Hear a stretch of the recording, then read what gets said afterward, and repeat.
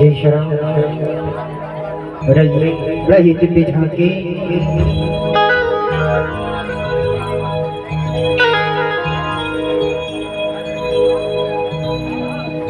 भगवान के दरबार में श्री सुदामा जी महाराज का आगमन होता है और द्वारपाल उनको महल के अंदर प्रवेश नहीं करने देते हैं, रोकते हैं।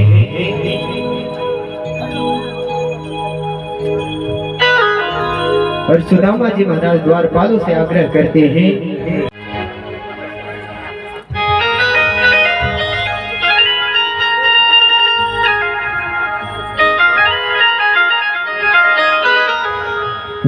हरि ओम।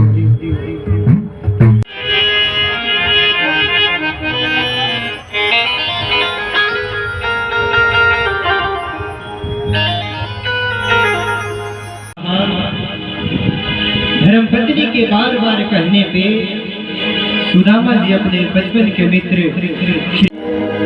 किधर जाता है। सुदामा जी महाराज कहते हैं कि देखो देखो ये गरीबी भी, ये गरीबी का हाल कृष्ण के दर पे विश्वास लेके आया हूँ। मेरे बचपन का यार है मेरा श्याम, यही सोच कर मैं हंस लेके आया हूँ। से कह दो हरे द्वारपालो कन्हैया से कह दो किधर पे सुदामा कदीमा गया है, किधर पे सुदामा कदीमा गया है। भटकते भटकते न जाने कहाँ से, भटकते भटकते न जाने कहाँ से तुम्हारे महल के करीबा गया है, किधर पे सुदामा करीबा गया है।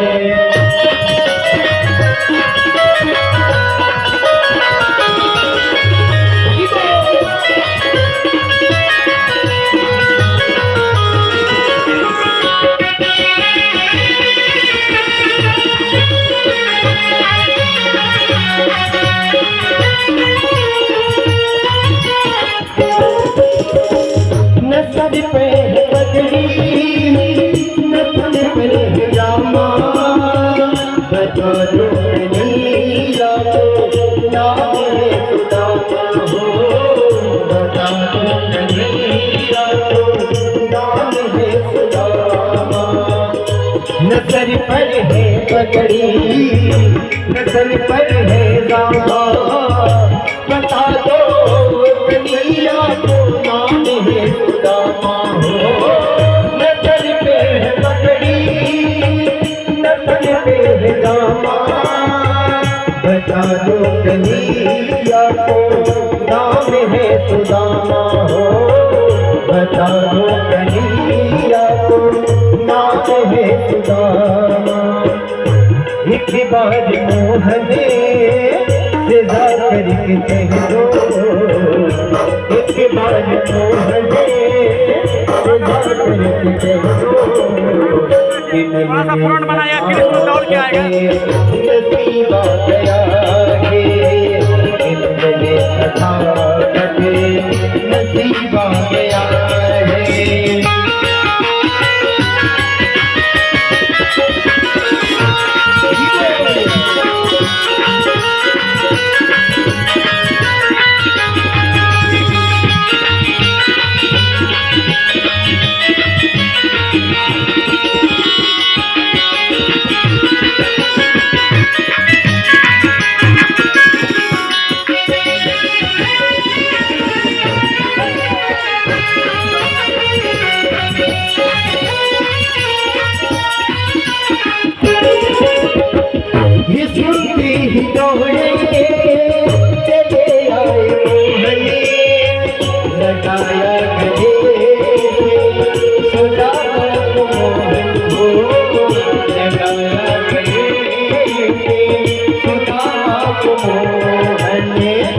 हे सुंदरी दौड़े चले आए मोहन लगाया गले से सुदामा को मोहन हो सुंदरी दौड़े चले आए मोहन लगाया गले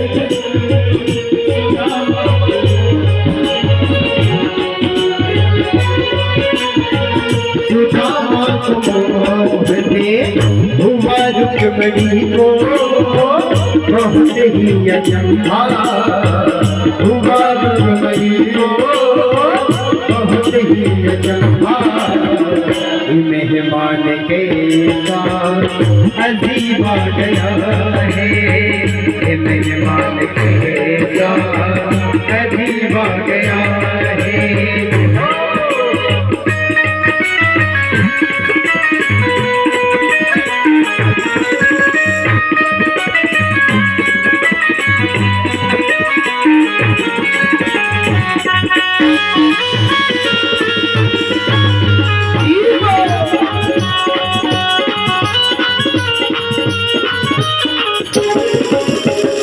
बराबर में अपने सुदामा बिछाए चढ़े आंसुओं से श्याम ने बुलाए हो चढ़े आंसुओं से श्याम हो चढ़े आंसुओं से श्याम ने बुलाए बराबर में अपने सुदामा बिछाए चढ़े आंसुओं से श्याम ने बुलाए हो बराबर में अपने सुदामा बिछाए चढ़े आंसुओं से श्याम ने बुलाए चढ़े आंसुओं से श्याम ने बुलाए न घबराओ प्यारे जरा तुम सुदामा न घबराओ प्यारे जरा तुम सुदामा खुशी का समय खुशी का समय अजय द्वार खालो कहीं आज कह दो अजय द्वार खालो कहीं आज कह दो किधर के सुदामा किधर के सुदामा किधर के सुदामा किधर के सुदामा गरीब आ गया है किधर के सुदामा गरीब आ गया है बोल द्वारकाधीश भगवान की श्री बांके बिहारी सरकार की जब प्रभु ने सुना दौड़ करके गए सुदामा जी को अपने हृदय से लगाया ला करके उनके चरण को अपने आंसुओं से धोया और देखिए अब प्रभु पूछते हैं कि सुदामा ये बताओ तुम्हारी शादी हुई कि नहीं। अब प्रभु शादी तो हुई का तो फिर शादी भी कर लिए और हमें बुलाया भी नहीं। सुदामा जी कहते हैं प्रभु चलो मेरा तो विवाह एक बार हुआ वो मैं भूल गया या मैंने नहीं बुलाया, लेकिन मैंने सुना है कि तुम्हारी 16,108 रानियां हैं। अरे एक में भूल जाते दूसरे में बुला लेते, दूसरे में भूलते तीसरे में बुला लेते, पर तुमने तो एक भी में नहीं बुलाया। इतना कह के कन्हैया कहते हैं वो सब छोड़ो, तुम पहली बार मेरे यहाँ आए हो तो भाभी जी ने मेरे लिए तो कुछ भेजा ही होगा। अब कन्हैया जो पोटली सुशीला ने दी थी उसको छुपाते हैं, छुपाने लगते हैं, तब तो कन्हैया की नजर उस पोटली पे चली जाती है। कन्हैया उस पोटली को देखते हैं और उस पोटली को ले करके खोल करके उस पोटली में से एक बार चावल निकालते हैं और एक बार चावल निकाल करके जैसे ही वो पाते हैं तभी भगवान मन से ही कहते हैं कि सुदामा, इस पृथ्वी लोक पर जितने भी सुख हैं वो समस्त सुख मैं तुमको प्रदान करता हूँ। रुक्मणी मैया ने देखा, अब भगवान दूसरी मुट्ठी चावल का निकालते हैं और दूसरी मुट्ठी में ये संकल्प करते हैं कि सुदामा, इस स्वर्ग में जितने भी सुख हैं वो सारे सुख मैं तुम्हें इस दूसरी मुट्ठी चावल के बदले प्रदान करता हूँ। और भगवान वो दूसरी मुट्ठी का चावल भी पा लेते हैं। अब रुक्मणी मैया सोचने लगी कि अब तो सब कुछ दे दिया। अब जैसे ही तीसरी मुट्ठी चावल निकाला और जैसे ही भगवान तीसरी मुट्ठी पाने गए तुरंत मैया ने हाथ पकड़ लिया। अब कितने लोग कहते हैं, इसके बहुत सारे कारण बताए गए, मैया ने हाथ क्यों पकड़ा। मैया कहती है, प्रभु स्वर्ग भी दे दिया, पृथ्वी का भी सारा सुख दे दिया, अब केवल हम ही और आप बचे हैं, अब तीसरी मुट्ठी में क्या ये भी दे दोगे। और इतना कह के वो तीसरी मुट्ठी का जो चावल होता है वो रुक्मणी मैया पा लेती। भगवान श्री कृष्ण सुदामा के निर्धनता को दूर करते हैं और इस समस्त संसार में जितने भी सुख है सब कन्हैया को प्रदान करते हैं। आज कन्हैया सोच रहे हैं कि मेरा सुदामा कितना निर्धन है, इसने कितना दुख किया, मैंने बहुत देर कर दी, अब इसने सारा दुख काट लिया है, अब इसके दुख का समय समाप्त हो गया है। और ऐसा नहीं था कि भगवान नहीं जानते थे, भगवान भी सब कुछ जानते थे, सब कुछ जानते थे। दिन रात सोचते थे कि मेरा सुदामा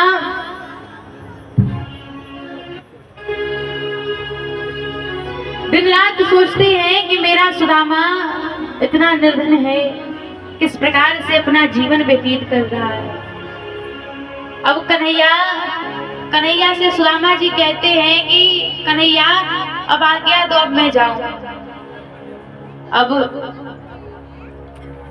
कितने लोग मान लीजिए अगर कोई अतिथि घर पे जाए तो कहते हैं ना, अरे रुक जाओ, अभी मत जाओ, आज मत जाओ, कल जाना, परसों जाना।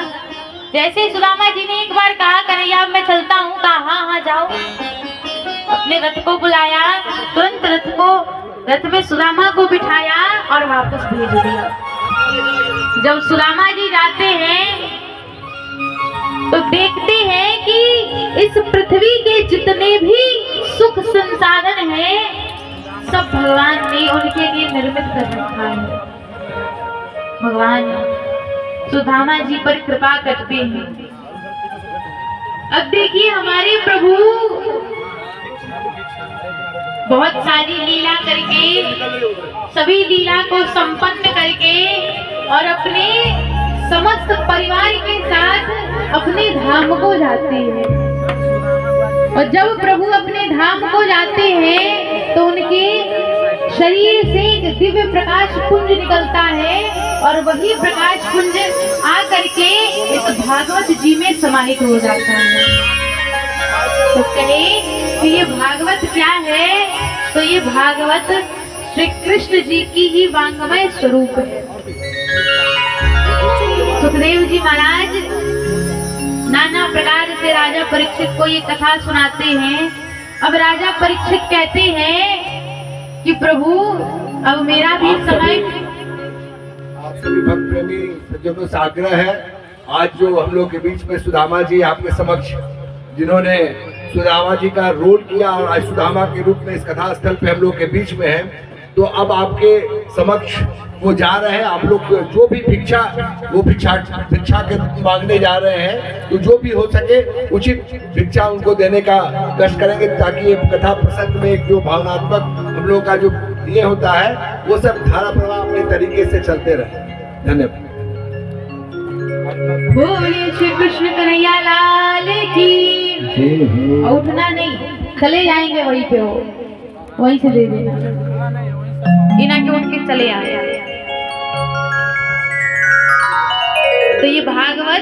उसी प्रभु का वांगमय स्वरूप है। इस कथा को सुनने के बाद परीक्षित कहते हैं, प्रभु अब मेरा भी समय आ गया, अब मुझे भी तक्षकनाग डसेगा और मैं भी मृत्यु को प्राप्त करूंगा। जैसे ही इतना सुनते हैं तुरंत सुखदेव जी बड़ी जोर से परीक्षित को डांटते हैं, कहते हैं अरे भगवान की इस कथा को सुनने के बाद भी तुम कह रहे हो कि मैं मृत्यु को प्राप्त होऊंगा। अरे तुम्हारी मृत्यु नहीं होगी, तुम्हारा तो मोक्ष हो गया। और 7वें दिन तक्षकनाग आता है, राजा परीक्षित को काटता है और परीक्षित का भी देह भस्म हो जाता है। और देह भस्म होने के पश्चात एक दिव्य ज्योति निकलती है और परीक्षित भी प्रभु के धाम को चले जाते हैं। बोले श्रीमद् भागवत महापुराण की।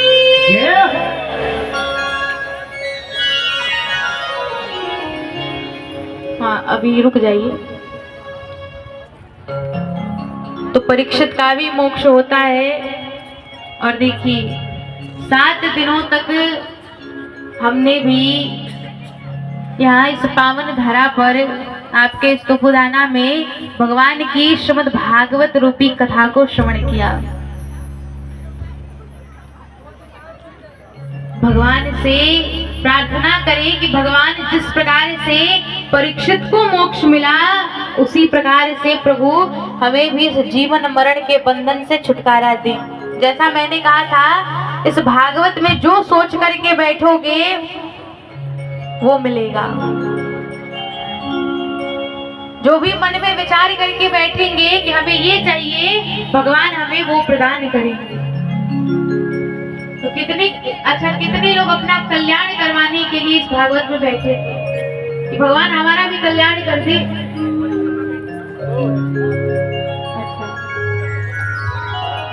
अच्छा, इधर तो सारे लोग। तो जिस प्रकार से गोकर्ण जी महाराज ने कथा सुनाया, तो जिसने अपने मोक्ष के लिए, अपने कल्याण के लिए कथा को सुना, उन सबका मोक्ष हुआ। तो आप भी भगवान से कामना करें कि हे प्रभु, जिस प्रकार से हमने भी कथा को श्रवण किया, जिस प्रकार से आपने परीक्षित को मोक्ष दिया, हमें भी मोक्ष प्रदान करें। आइए, अब देखो, कहा था उठना नहीं, आराम आराम से उठ करके दे करके बैठ जाए। अब देखिए 7 दिनों तक यहाँ ये भव्य यज्ञ चला, भव्य आयोजन हुआ और बड़ा ही कम समय में, कई तो 15-20 दिन में ये कार्यक्रम हुआ। और इसके लिए सबसे बड़ा जो श्रेय है वो हमारे आचार्य शशि भूषण उपाध्याय जी को जाता है। इन्होंने बड़े ही कम समय में इस भव्य यज्ञ का आयोजन किया। जोर से ताली बजाओ, ये कौन सा ताली बजाओ।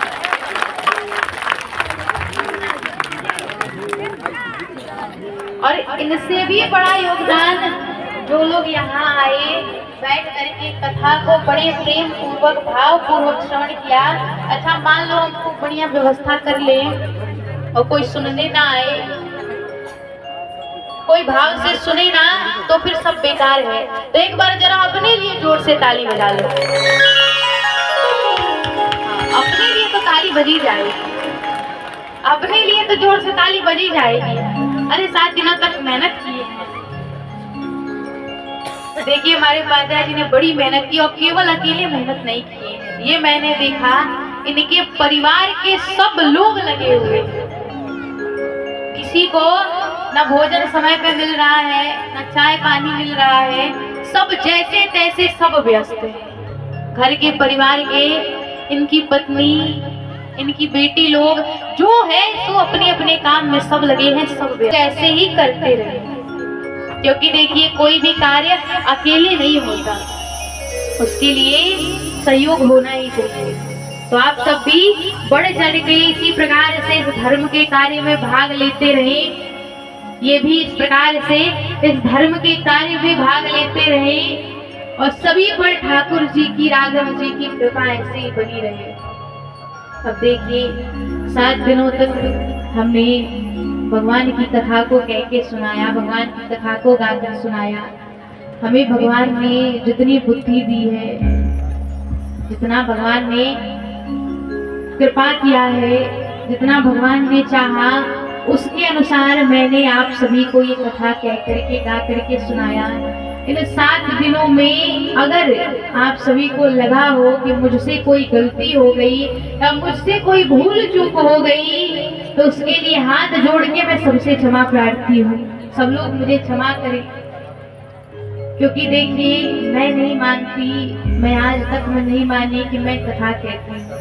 अभी यहाँ से मैं नीचे उतर जाऊं और आप मुझसे एक प्रसंग पूछ दे तो मुझे वो प्रसंग बताना बड़ा मुश्किल हो जाएगा, लेकिन यहाँ पर आकर जैसे ही बैठती हूँ, पता नहीं मेरे ठाकुर जी की, राघव जी की कौन सी ऐसी कृपा है जो मैं कथा नहीं कहती, मेरे ठाकुर जी मुझसे कहलवाते हैं।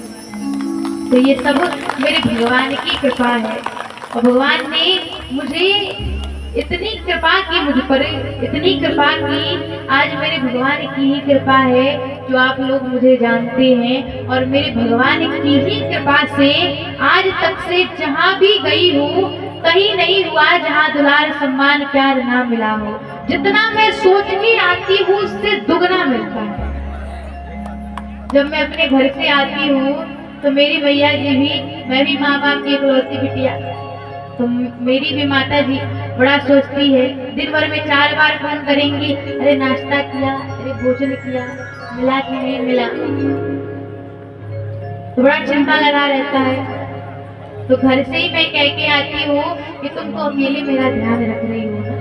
वहाँ मेरी बहुत सारी माता जी लोग हैं जो मेरा खूब बढ़िया से ध्यान रखती हैं। तो जितना मैं सोच के आती हूँ उससे दुगना आप सभी का प्यार दुलार आशीर्वाद मिलता है, और उसी प्यार दुलार आशीर्वाद और भगवान की कृपा की देन है जो मैं यहाँ बैठ करके आप सभी को सुना रही हूँ। और इसी के साथ अब तो आज से मिलन आज तक था हमारा तुम्हारा, रही जिंदगी तो मिलेंगे दोबारा। भगवान ने चाहा, भगवान की इच्छा हुई, फिर दोबारा मिलेंगे। भगवान ने जीवन दिया है तो मिलना बिछुड़ना तो चलता रहता है, और यही तो संसार का नियम है, मिलना बिछुड़ना चलता रहता है। तो इसीलिए अगर भगवान चाहेंगे तो हो सकता है जीवन में फिर कभी मुलाकात हो, फिर कभी भेंट हो। तो इसी के साथ अब ज्यादा कुछ नहीं कहेंगे, अब वाणी को विराम ही देंगे। अब जरा सब लोग, जितने लोगों ने कथा सुनी है, अब सब लोग खड़े हो जाओ। अब सब लोग खड़ा होकर के खूब बढ़िया झूम करके गा करके सब नृत्य करेंगे, और उसके तुरंत बाद आरती होगी। और देखो सभी को झूम करके नृत्य करके गाना है।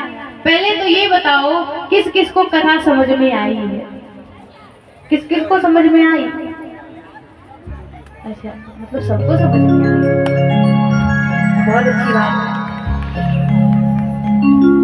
तो जिसने कथा को सुना है सब लोग खड़े हो जाएं, और देखिए खड़े होना है तो सब खड़े हो, क्योंकि ऐसे बीच बीच में बैठे मत रहो।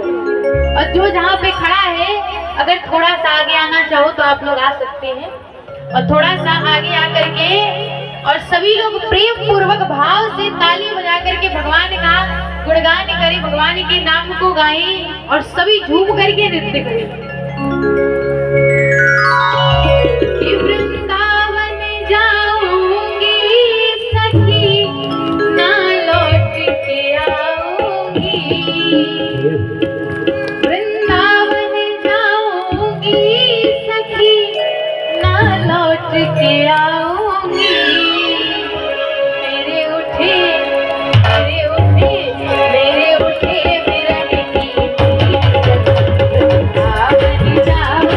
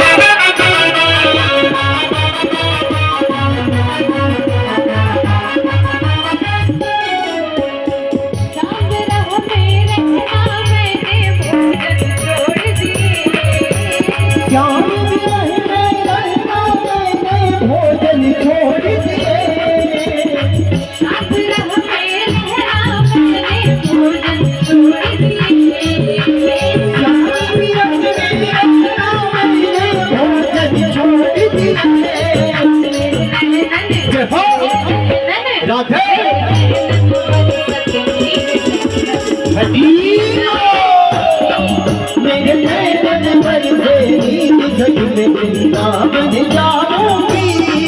मेरे नैनन बरसत नींद वृंदावन जाऊंगी। मेरे नैनन बरसत नींद सजने वृंदावन जाऊंगी।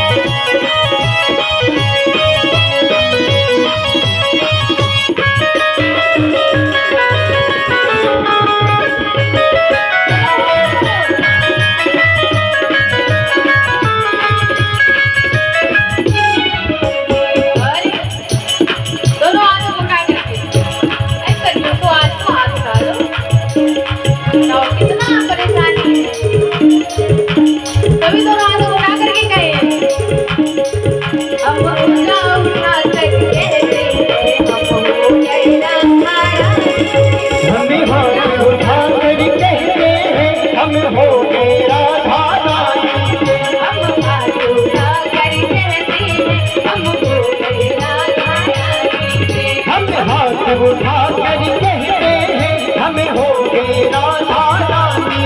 हम हो गए राधा रानी। हम हो गए राधा रानी के हम हो गए रानी दुलारी। हम हो गए राधा रानी। हम हो गए श्यामा प्यारी। हम हो गए राधा रानी के हम हो गए श्यामा प्यारी।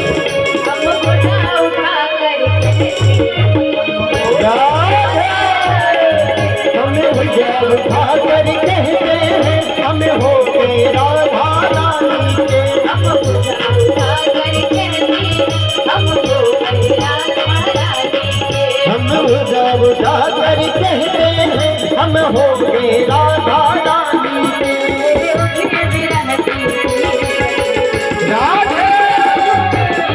मेरे उठे विरह की पीर सजने वृंदावन जाऊंगी।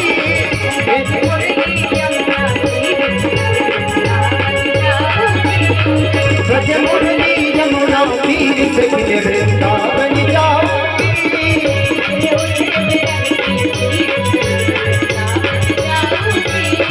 मेरे उठे विरह की पीर सजने वृंदावन जाऊंगी।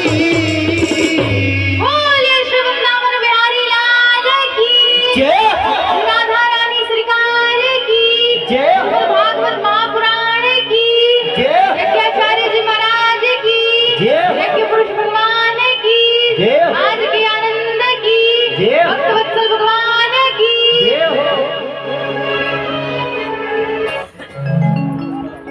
अब हम लोग आरती करेंगे। महिला मंडल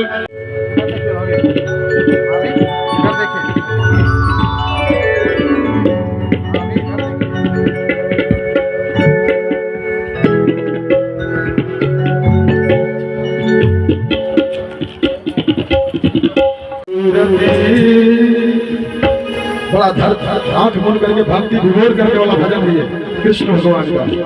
मन में बसा कर तेरी मूर्ति उतारो मैं गिरधर तेरी आरती। मन में बसा तेरी मूर्ति उतारो मैं गिरधर तेरी आरती। में बसा कर तेरी मूर्ति उतारूं मैं भगवान तेरी आरती। बसा तेरी मूर्ति उतारो मैं भगवान तेरी आरती। करुण करो कष्ट हरो ध्यान दो भगवान हम बसे राम मेरी तार दो जुड़ा करो कष्ट हरो ज्ञान दो भगवान। हम बसे राम मेरी तार दो भगवान। जिंदगी दबार प्यास है अब जन्म मेरे द्वार करते हैं पुकार।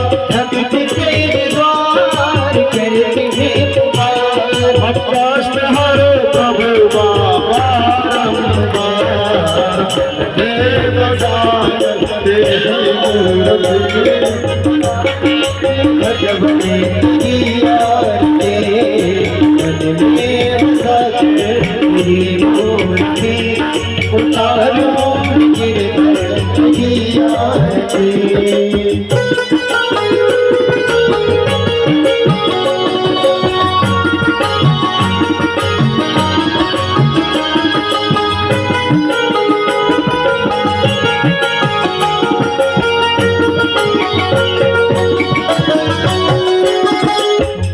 तुझसे क्या मैं यही सोचूं भगवान, जिंदगी जब तेरे नाम कर दी अर्पण।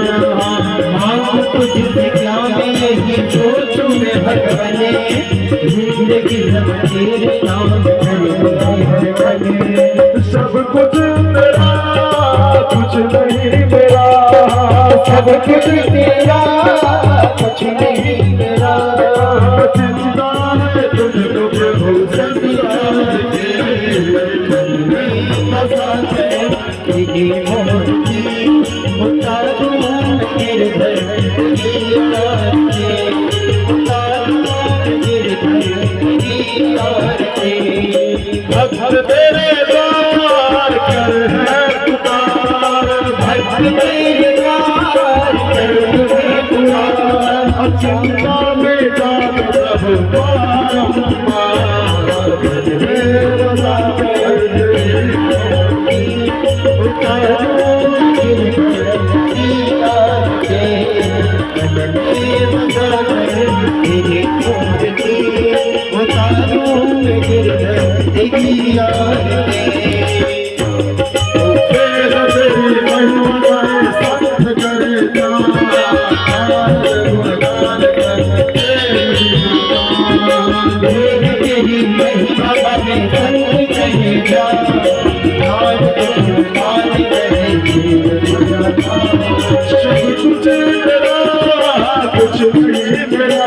प्रभु सब कुछ मेरा कुछ नहीं मेरा।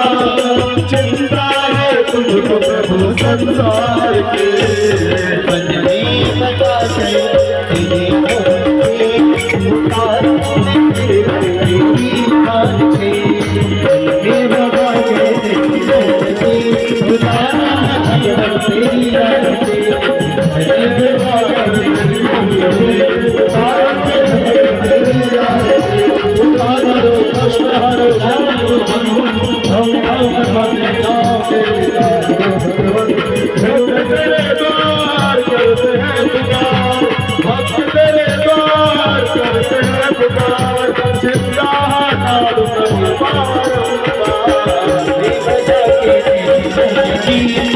मैं तेरी आरती, बजा उतारूं मैं तेरी आरती, उतारूं मैं तेरी आरती, उतारूं मैं तेरी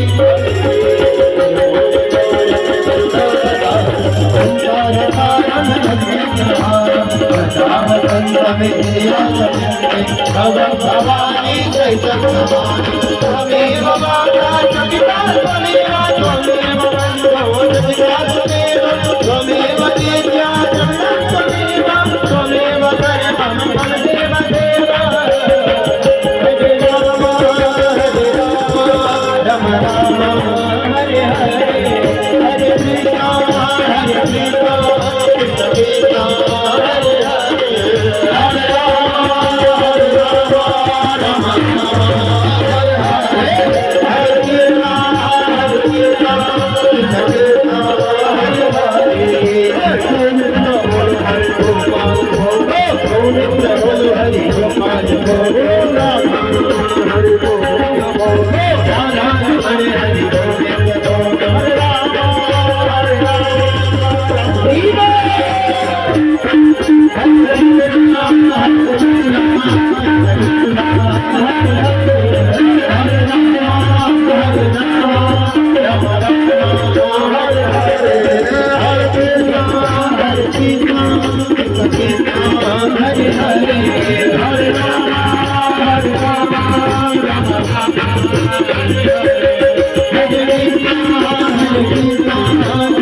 कृष्ण हरे हरे, हरे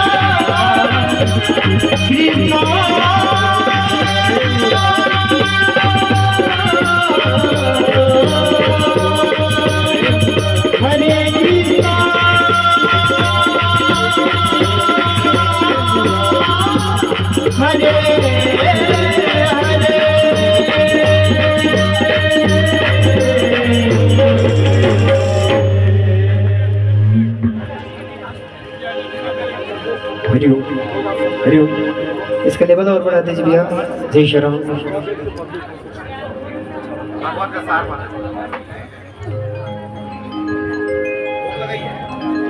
बोलिए श्री वृंदावन बिहारी लाल की जय। रुक जा लो 5 मिनट। अभी आरती नहीं हुई है, रुकिए अपने अपने जगह पे। ये 5 मिनट रुक जा। माता का संदेश है, उन्हें सुन लीजिए।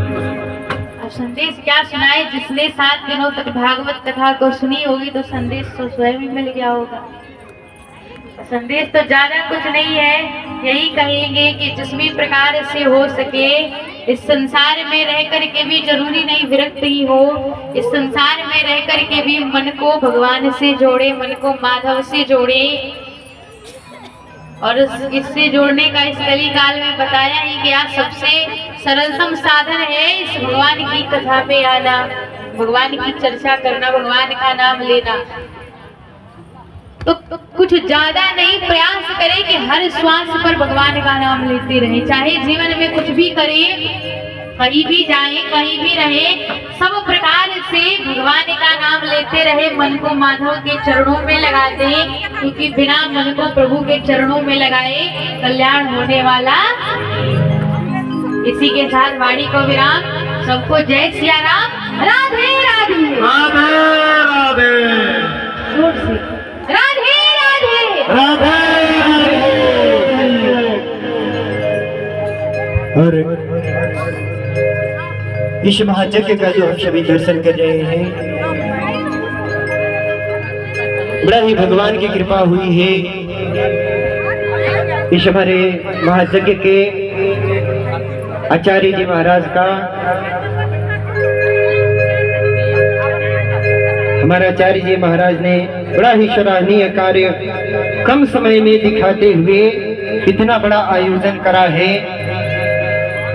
आज ये आयोजन पूरी सफलता के साथ अपने विश्राम को प्राप्त हो रही है। बड़ी ही महती कृपा यहाँ के भक्तों पे हुई है कि पूज्य आचार्य जी महाराज के कहीं न कहीं इसका श्रेय पूज्य आचार्य जी को जाता है।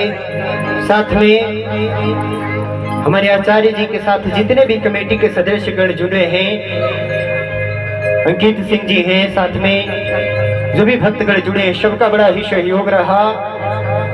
हेलो राधे राधे राधे राधे। हेलो, जो कोई माँ के विदाई के लिए जो भी भेंट लाए हैं वो एक एक करके माँ को आगे मंच पे देके चले जाए। एक एक करके जो माँ की विदाई में भेंट लाए हैं एवं बनारस से चल के आए हुए पूज्य श्री कथावाचक आरती पाठक एवं उनकी टीम को धन्यवाद करता हूं, और समस्त नगर वासी को भी धन्यवाद करता हूं जो प्रत्यक्ष अप्रत्यक्ष रूप में इस महायज्ञ में शामिल हुए और अपना योगदान दिए। और कल 8 बजे हवन होने जा रही है। जिन भक्तों को भाग लेना है वो अपना नाम कार्यालय में लिखवा सकते हैं और अपनी सामग्री लेकर आ सकते हैं। धन्यवाद।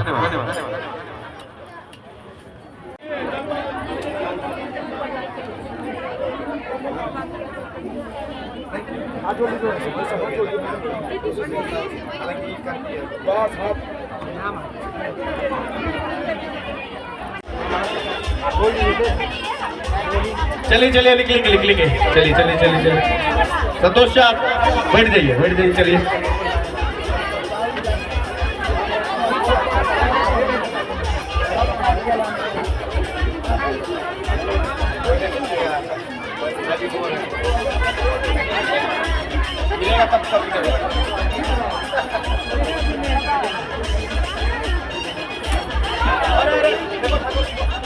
देखिए देखिए, उठाइए उनको,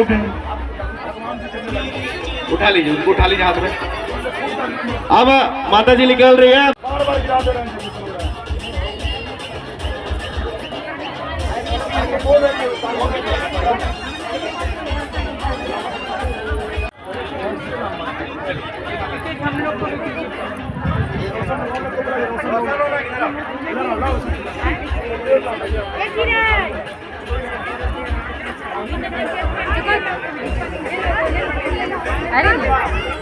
आइए बबलू भैया, और जितने कोई है कमेटी के आ जाइए 1 मिनट के लिए। नितेश कैमरा इधर इधर इधर आ जाओ। सभी को अब भोग वितरण हो रहा है, आप भोग ले सकते हैं।